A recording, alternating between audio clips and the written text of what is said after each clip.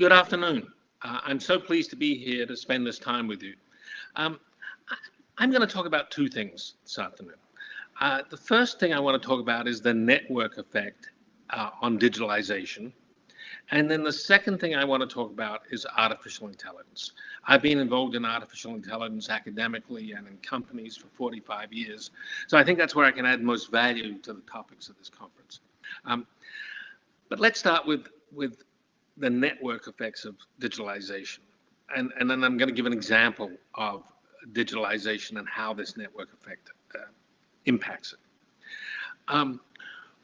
When we talk about network effects in general, it's usually about the way in which an increased number of users of some service make that service better. So the first example we really saw about that and talked in terms of network effects was telephone networks. When telephones first existed and hardly anyone had a telephone, they weren't very useful. But as more and more people and more businesses had telephones, they started to become much more useful. Now, why is that? Well, there's only a certain number of different sorts of phone calls that can be made. And when there's only two people with telephone, there's only one phone call you can make between those two people. Not very interesting. When there's 1,000 people with telephones and you add one more person, that's 1,000 new phone calls that can be made. And so there's this network effect where more users mean that adding a few more users makes a bigger impact. And in a network, when you double the number of users, you quadruple the number of interactions that can be had. So in digitalization, what's important, besides the number of users, but what's important is the digital flows of information between two different endpoints. That's what I call a participant in a digitalization effort. Maybe it's being able to pay a credit card electronically online. That's a digital flow. As we have more digital flows in the world, and we add yet another one and another one, digitalized piece of information flow, the number of possibilities for how we can put these together into new applications grows and grows and grows. So when we think about a new digitalized service, it's not the service itself that's quite so important as all the pieces that are already there that we can utilize and put together to make something bigger. And that's what is the network effect of digitalization. The number of pieces that already exist that we can then put together in new ways and create new services, new businesses, new government services, new mixtures of business and government, etc.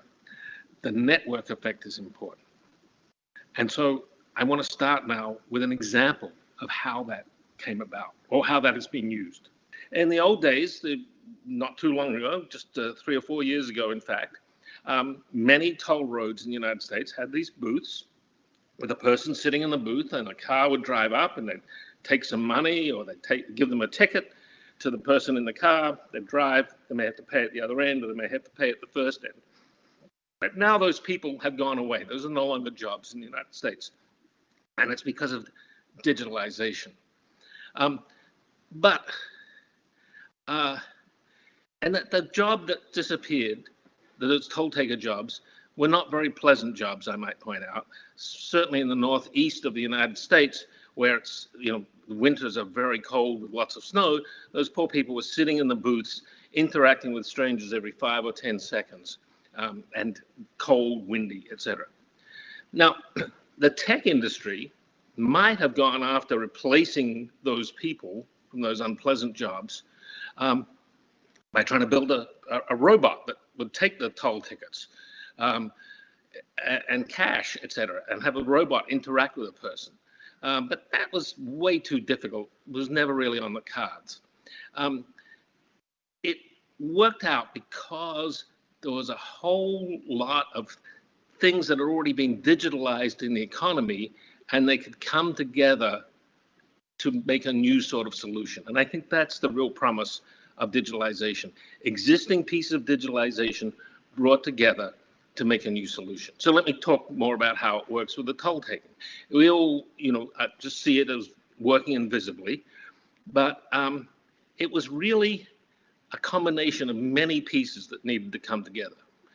And the one piece of technology which really made it work were transponders that everyone can have in their car, and they get pinged by a radio beacon as they go through the gate onto the road, and that gives a serial number. Serial number happens to be on here also with a barcode, but internally it gives the serial number.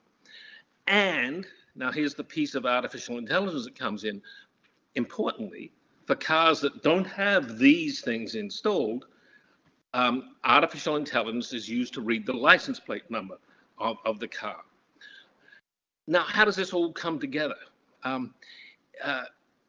It works because the car doesn't have to slow down, so there's an added advantage of reducing congestion. There's the physics and electronics-based transponder, the AI part to get the license plate, but it relies on a whole lot of more digitalization than simply identifying the car. It relies on there being a readable digital record of who was issued that transponder, web pages where individuals can go and register their transponder to their car and connect it to a credit card. The credit card is in their name, but then there's an important thing that came about over a long period of digitalization, the ability for a vendor to digitally bill a credit card without any physical presence of the credit card. Many of you may remember in the old days with credit cards, you had to put it in a machine and run a roller over to get a copy of the number onto a piece of paper. You had to physically have the credit card originally for it to be billed. Digitalization has gotten rid of that and made that a virtual operation, which we've all come to use for all our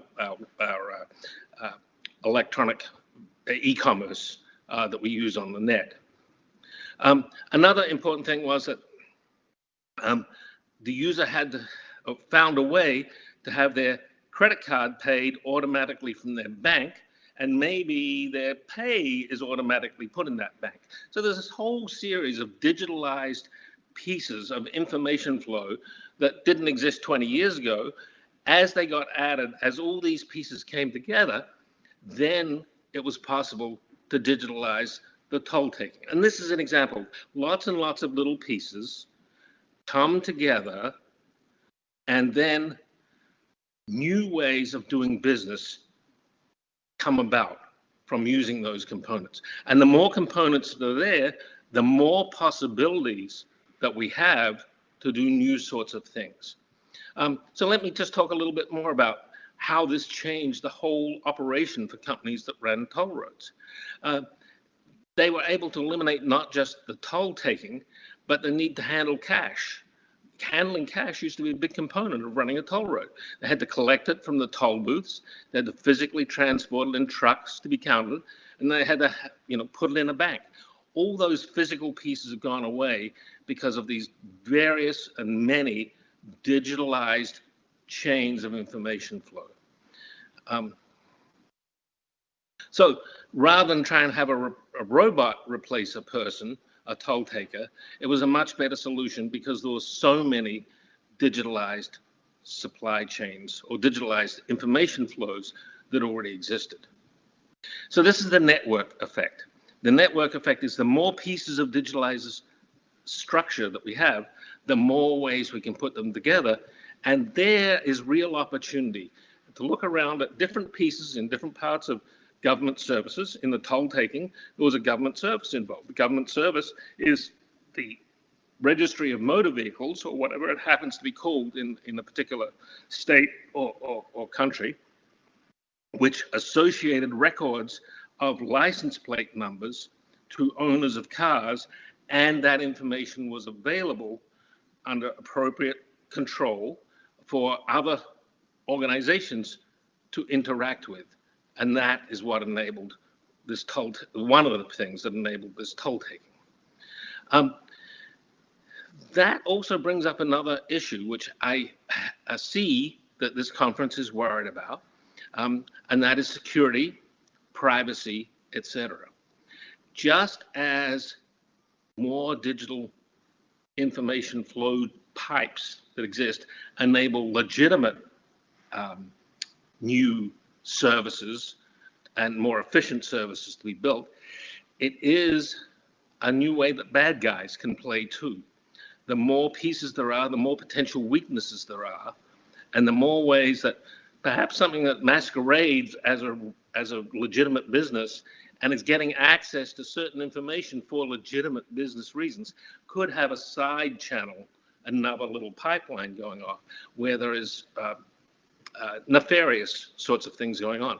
So we have to both celebrate these new digital pipelines, but also be very careful about how they may be misused with criminal intent in some cases, or misused by other states who may interact in our country in ways that we did not intend them to be. So just a worry there. Now, in this example I just gave, artificial intelligence was critical at one spot. It was critical for reading the license plates on cars that did not have valid transponders in them. And despite all the hype about where AI is and how close we are to AI taking over the world, I think this is an excellent example of the reality of practical AI systems at the moment. What sort of AI is practical right now? It's been a named field for 64 years. I happen to have been working on it professionally for 45 of those years. And for a long time, it wasn't really a practical thing. For a long time, the things that AI did were not very impressive. And in my own case, the method that I developed for controlling robots in the mid-1980s eventually led to robot vacuum cleaners. Now, this is now a multi-billion-dollar industry, but really, what those robot vacuum cleaners do is not very impressive compared to what science fiction promised. And often, I think in the press, even some government programs, what people think about artificial intelligence is too much driven by what science fiction has promised and movies have promised. And the actual applications of AI, the actual pieces, are not that exciting, but they nevertheless can be key to new applications. Now, over the last 10 years, the technique of deep learning has come into prominence. And this is a real advance on previous learning methods in AI. And this is why everyone is so excited about artificial intelligence now. It's the impact of deep learning.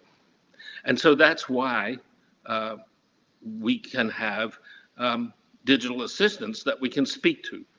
10 years ago, spoken language interaction was very, very painful with machines. And what deep learning has done is allow what we call far field microphones to work. So Amazon's Alexa, Google Smart Speaker, where you call out to it, where you say Alexa, whatever, or Apple Siri, many other assistants, such as smart TVs that you can speak to. These all have been enabled by far field microphones and machine learning, separating out the spoken language amongst loud background noise. I used to see examples when I tour around AI labs around the world of people working on spoken interfaces to their robots or their systems. And it was sort of painful because you had to really yell at the system so that you got above just the ambient background noise in a room. These far-field microphone arrays, powered by deep learning, can hear the voice amongst the background, and we no longer have to yell at our devices. They can hear us, and they can pull out a string of phonemes.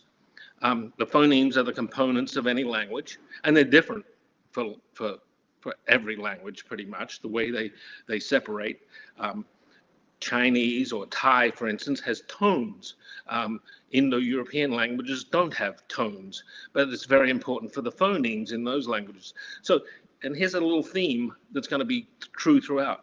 The AI system for far-field microphones has to be trained for every language class and even every sub-dialect. I come from Australia, and listening to an Australian speak is very different from listening to an American speak. And the systems work better with local training, even on those dialects of what other people might think are very similar versions of English. Throughout the world, that is true.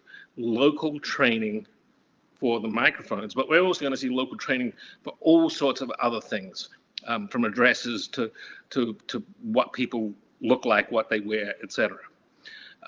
And driving, another aspect of that. So these trained systems, trained on large corpuses of spoken language, are able to pull out the phonemes very well indeed. And then that gets put together into what are likely words, again with some deep learning, looking at text bases and learning from that. And after that, it resorts to what has been conventional AI, and it's not anywhere near as impressive. So although we can say many words to our Amazon Alexa or our Google system or our Siri system, the level of understanding of the meaning of those sentences is limited. We can't say complex things to these digital assistants, and we've all learned to say simple things to them because we adapt, just as we adapt to people. We adapt to someone who is elderly, we adapt to someone who is a young child, we adapt to someone who has dementia. We, very adaptable human beings, adapt to these assistants, and that's an important part of the design of any digitalized service. How much can we expect the human users to adapt without having to have a real cognitive load? And the sweet spot has been achieved in these digital assistants where we, the humans, adapt to simple language and not understand the limitations of how much these digital assistants that are in our homes or our offices can really understand. We rely on them hearing our words very well, but we adapt to the level of language we use with them because we very quickly can figure out how smart they are. And they're not as smart as some people would like to think. So that's a good example of where we are today with artificial intelligence. We have small point capabilities, not anything like general purpose intelligence, that we can apply these deep learning networks to. Andrew Ng is a Stanford professor. He was co-founder of Coursera, and he was previously chief scientist at Baidu, has accurately said that the current AI is good at doing the things that we humans do instantly without thinking. We hear words. We don't have to think, what is that word? We hear the word. Likewise, we open our eyes and we look around us and we see objects that we can categorize. We might see, if we're in a kitchen, we see a refrigerator, we see a table. It's just a table. We don't have to think, is that a table? No, it's just a table. It pops out at us. Where I am now, I'm seeing a laptop right in front of me as I record this. I don't have to think, is that a laptop? It just looks like a laptop to me. I can see a window in the distance, etc. So those sorts of things are what we can do with AI, and this has been a big change again in the last 10 years, which is why AI has got so hyped up. A trained AI system can label objects and label people in images, and some of them can recognize people from their faces. And right now, of course, there's a big push on can we recognize faces when someone's wearing a mask, because that's been an instantaneous change in our culture this year. So there's training of systems to have instant recognition, like instant recognition of a word, instant recognition that's a person, that's a window, that's a TV. That's where we're good right now with AI. Instantaneous perception of different aspects of the world. Now, today's AI systems are not in any sense like people with goals, intents, reasoning about situations, or having any understanding of ethics. They're not even able to connect semantic concepts. So the AI system that recognizes cars from their license plate has no idea that there are people inside those cars. They don't even have a concept of a person. Likewise, the AI systems that listen to speech in these digital assistants I've been talking about don't know that it is people who do the speaking. It's a very abstract world that digital assistants inhabit. Other image labeling systems may label an image from a camera that is part of the digital assistant, saying there is a person in the image, but that label of person has no connection at all inside the digital assistant with knowing that speech comes from a person. They're two unrelated concepts. So when we think about AI, we as people think about intelligence. We understand how intelligence works in people, and too often we generalize it and think, oh, AI can do that too. If AI can hear words, if AI can label that that's a person walking, that's a pedestrian in an image from a self-driving car, for instance, we make inferences about how much they understand and try to generalize them like a person. But our current AI systems are much more limited. So let me give you an example of that. Self-driving cars have been hyped for a number of years.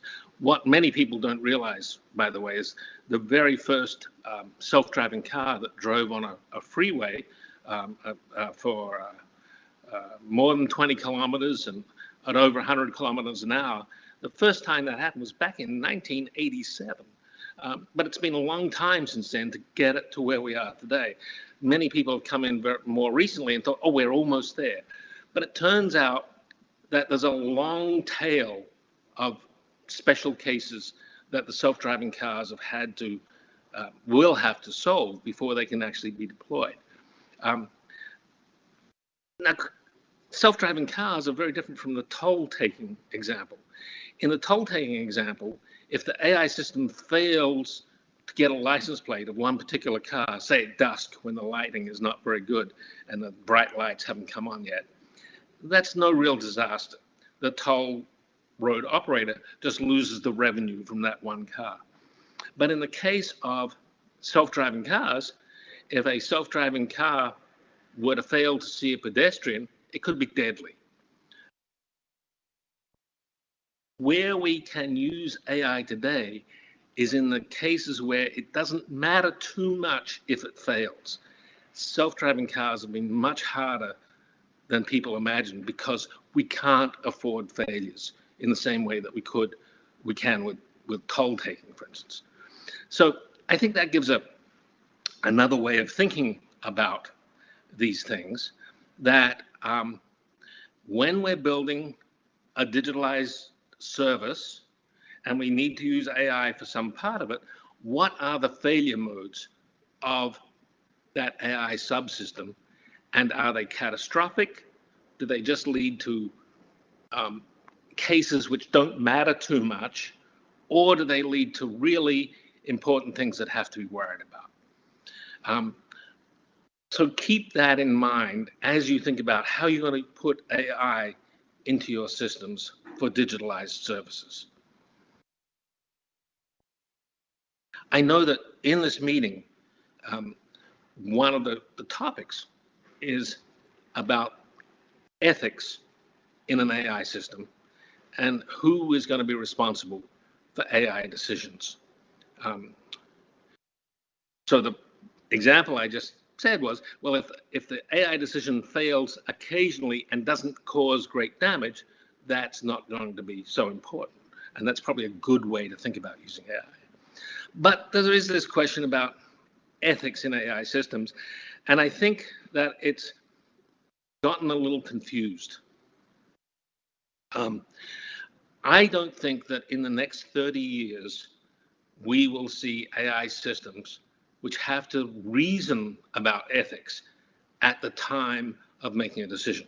That doesn't mean that people who decide to use AI systems in their digitalized services do not have ethical considerations. And I want to separate out those two things because I think they're important. Right now, a lot of too much hype about AI has gone on about the trolley problem for self-driving cars. And the trolley problem is basically the self-driving car has to make an instantaneous decision, and it's going to have to choose in some horrible situation whether it steers one way and is going to kill a child, or is going to steer another way and kill some criminal. Now, I've been driving for 50 years. I've never had to make a decision on which way to turn in a bad situation like that. The right answer is always stop the car as fast as you can. There is no time for humans to make those moral decisions. And I think this is sort of a fetish amongst academics, and then the press picks up on it, that's sort of an ethical decision that self-driving cars will have to make. No, they won't.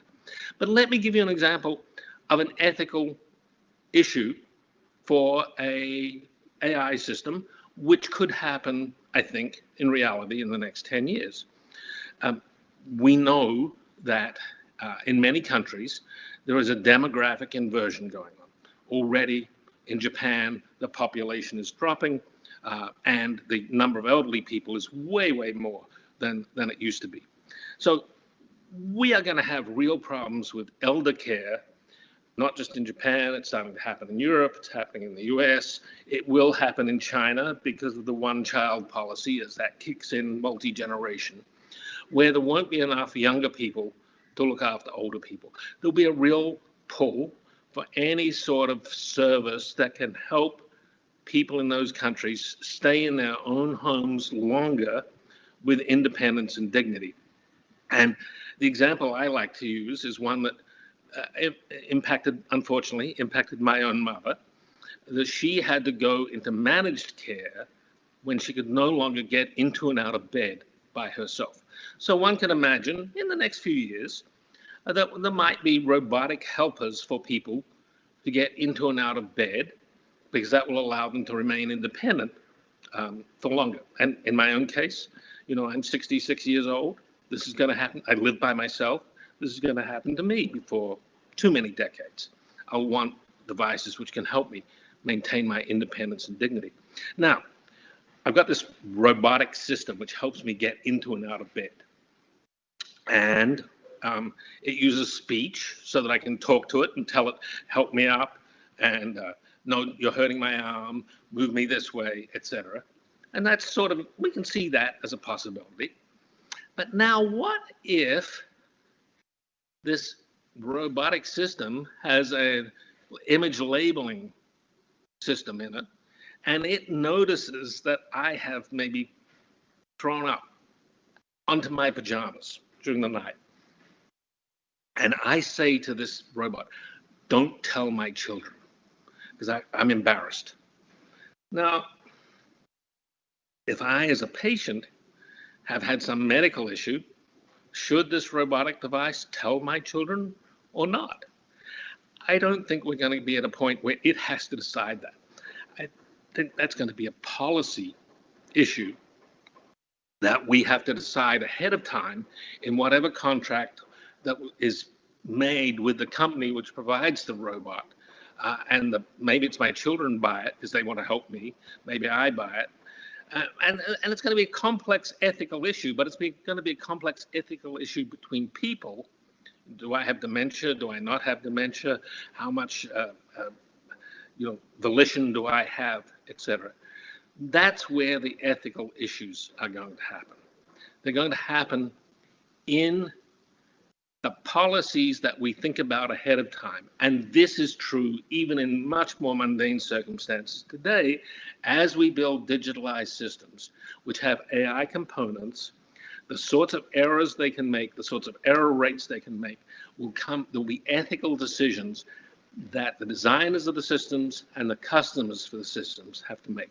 There will not be ethical issues that the AI system has to reason about in real time. We will not be able to think that an AI system has the responsibility level of a people. It will still be people for the next 10, 20, 30 years who have those responsibilities on understanding the systems. And in that way, it's going to be much more like conventional engineering, aero engineering of airplanes. The companies that build the airplanes certify certain things, and the customers expect those certifications, and there are government regulations about what those regulations mean.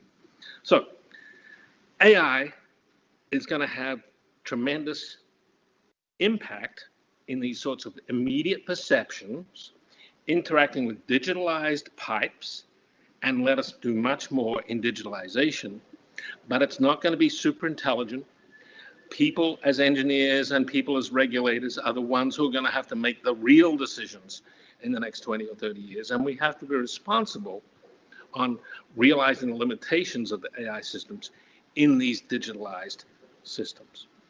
And with that, I'd like to thank you for your attention and wish you well for the remainder of this conference. Thank you.